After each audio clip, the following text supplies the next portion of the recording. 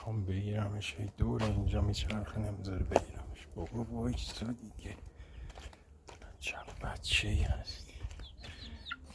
شانس ما من یه فیلم بگیرم این مردم کسی وایسا ببینم تو سگ وایسا میدونم من نمیتونم دور اینو به چرخه بگیرم.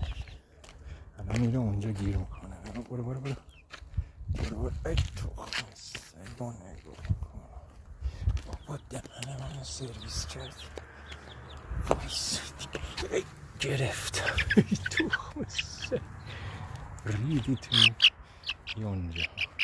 آخه دختر جون من با تو چیکار کنم؟ چرا تو اینجوری؟